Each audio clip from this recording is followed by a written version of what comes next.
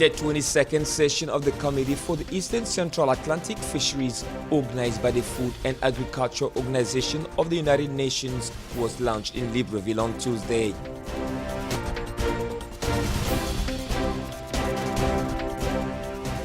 In a resounding defeat for Tunisia's establishment, two political outsiders, including one who campaigned from jail, are headed for a runoff to become the next president of Tunisia.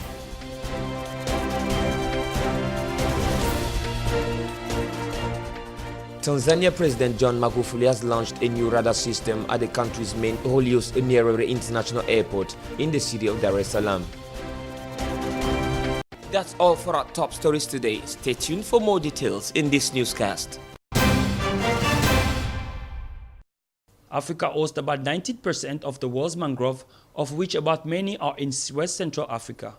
A study says that about 5 million people are dependent on the small-scale fisheries for their livelihoods, and fish are a major source of dietary protein. But today, mangroves have threatened the world over by increasing human pressures resulting from deforestation, land cover change, upstream diversion of fresh water, and pollution. Gabon accounts for around half of the whole mangrove in the Gulf of Guinea, most of which are on the outskirts of Libreville. But mangroves have recently been ripped apart from the development near Libreville, threatening its fragile ecosystem. Experts say that the ground here is swampy, and yet construction continues on unsuitable land. They warn that by covering the ground with concrete, the water will rise. This could inevitably lead to floods with the global warming. The need of the hour, say experts, is to take up rigorous urbanization and land management policies, or else risk facing devastation by climate change, land disputes, increased poverty, disease, and mortality. Participants of this 22nd session of CICAF are asked to reflect on actions to be taken to combat illegal, unreported, and unregulated fishing, as well as the development and implementation of landscaping plans and the management of vulnerable ecosystems. The stated overall objective of the assessment working groups of CICAF is to contribute to the improved management of small pelagic resources in the CICAF region through the assessment of the state of the stocks and fisheries in order to ensure sustainable use of these resources for the benefit of coastal countries. Working groups will address issues in relation to data collection and analysis, socio-economics, and environment. They will make recommendations for better management of the small-scale fisheries sector.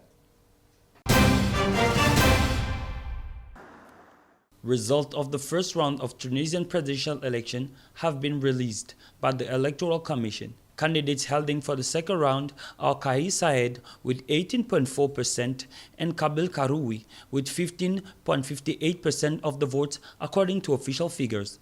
Tunisians can expect a political fight of an unprecedented nature, animated by two pretenders claiming to be anti-system. On one hand is Kais Saied, a very conservative candidate and professor of law, who developed in his campaign a project of reforming the country to give more political weight to local levels, with a more direct democracy.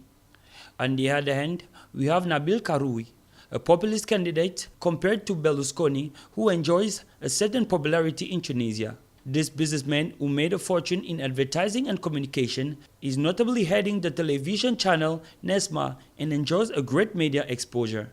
Nabil Karoui is also famous for his charitable activities.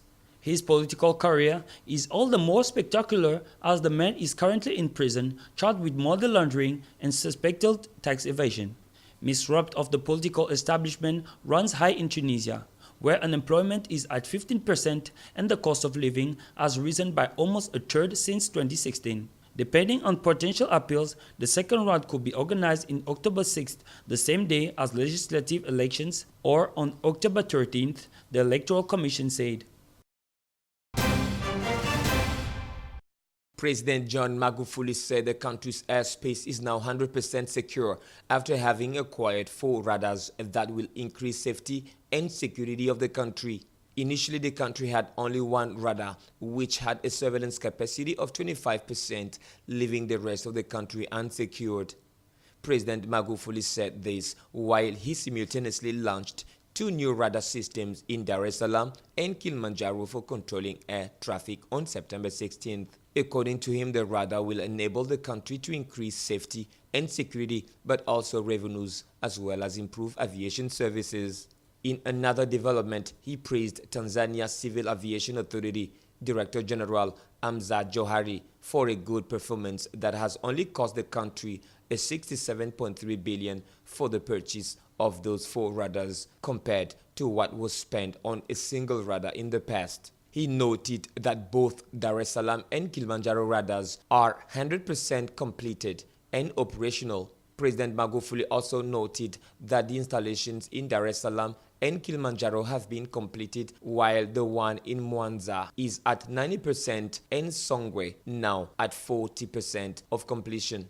Aviation expert Margaret Munyagi said the new radars will help Tanzania retain airlines currently using its airspace and attract new ones.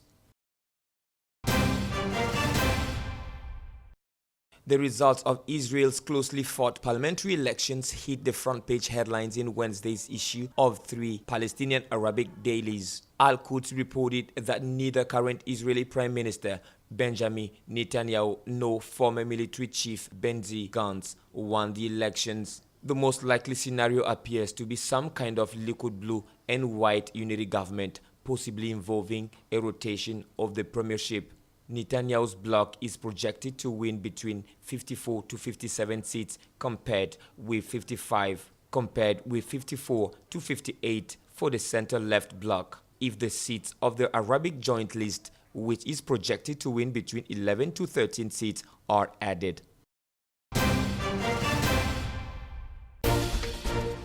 The 22nd session of the Committee for the Eastern Central Atlantic Fisheries, organized by the Food and Agriculture Organization of the United Nations, was launched in Libreville on Tuesday.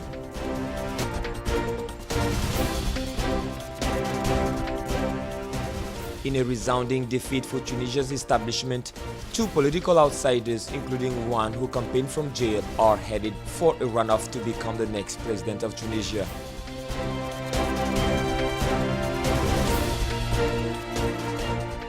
Tanzania President John Magufuli has launched a new radar system at the country's main Holios Nyerere International Airport in the city of Dar es Salaam.